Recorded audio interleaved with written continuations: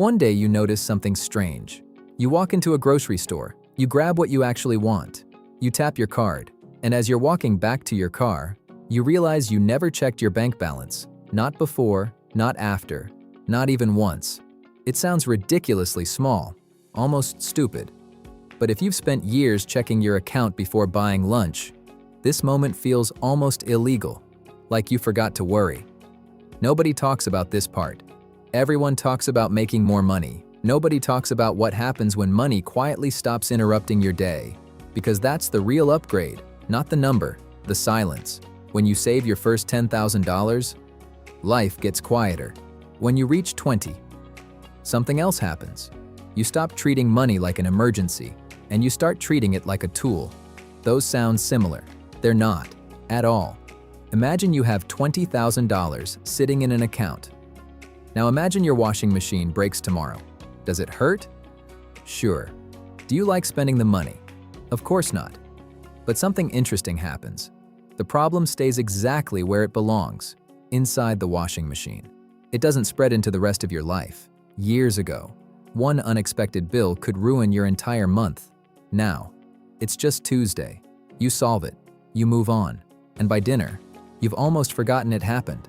That's a weird feeling the first time, because you realize the problem disappeared without taking your piece with it. Here's something I didn't expect. $20,000 doesn't make you feel richer. It makes you feel less rushed, not physically, mentally. You stop making decisions today that tomorrow has to fix. Think about how many bad decisions happen simply because they need an answer. Right now, when every dollar matters, everything feels urgent. Every discount ends today. Every opportunity feels like the last one. Every decision feels irreversible. And that's exhausting. But after a while, you notice something funny. Half of those limited time opportunities are still there next week. Turns out, the world isn't actually screaming. It was your bank account translating everything into panic. $20,000 gives you something that's hard to explain. The ability to wait.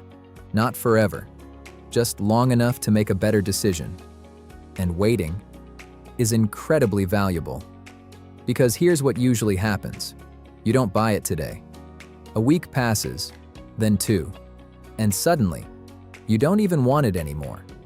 You wanted the emotion, not the object. That's when you realize something.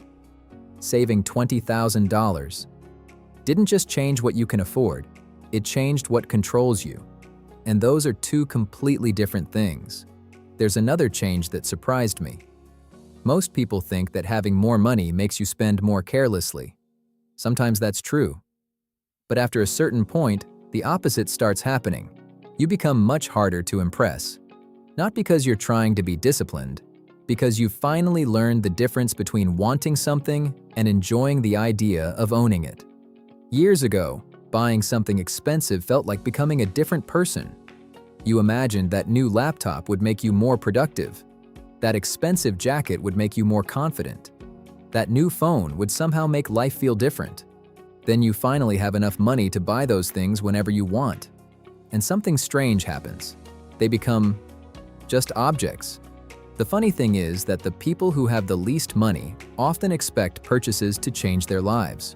The people who have enough money already know they won't. That's why they're surprisingly patient. They know the excitement wears off long before the monthly payment does. $20,000 doesn't make shopping more exciting. It actually makes shopping quieter. You stop asking, "Can I buy this?" Instead, you catch yourself asking a completely different question. Will I still be happy I bought this 3 months from now? That single question quietly saves people thousands of dollars. I think that's the moment when money quietly changes roles. At first, money feels like permission. Permission to finally buy the things you've been denying yourself. Later, it becomes something completely different. It becomes options. And options are far more valuable than purchases. Because once you spend the money, you own one thing. But while you still have it, you own every possibility that money could become. That's why people with savings often look less interested in buying things. It isn't because they stopped liking nice things, it's because they started liking flexibility even more. The freedom to say, "not now," without feeling like they're missing their only chance is worth more than almost anything they could put in a shopping cart. The biggest surprise is that $20,000 doesn't change your lifestyle as much as it changes your attention. Before, money was involved in almost every thought. You'd open your banking app without realizing it. You'd mentally calculate how much was left until payday.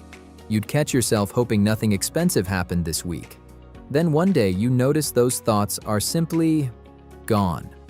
Not because you're rich, but because your brain no longer feels the need to monitor every dollar like it's guarding the last bottle of water in the desert. That extra mental space starts showing up in places you never expected. You become more patient with people. You stop saying yes to things you don't actually want to do just because they pay a little extra. You stop treating every weekend like an opportunity to recover from financial stress. You finally have enough room in your head to ask a different question. What do I actually want my life to look like? And here's the strange part. If I offered you a choice between an extra $20,000 or the ability to stop worrying about money every single day, you'd probably choose the second one. The funny thing is that, for a lot of people, those two things end up being exactly the same. The money isn't valuable because it sits in the account. It's valuable because of all the thoughts it quietly removes from your day. People often think financial freedom starts when you can buy whatever you want. I don't think that's true. I think it starts the first time you realize you don't need to think about money for an entire afternoon and nothing bad happens. You have lunch with a friend, go for a walk, come home, and somewhere around dinner you suddenly remember that you haven't checked your balance all day. That's a tiny moment, but it tells you something important. Money has quietly moved into the background, exactly where it belongs. Maybe that's what $20,000 really buys. Not luxury, not early retirement, not some glamorous new identity. It buys enough breathing room to stop making every decision from a place of pressure. And once you know what that feels like, you stop chasing money just to spend it. You start building it because you never want to lose that feeling again.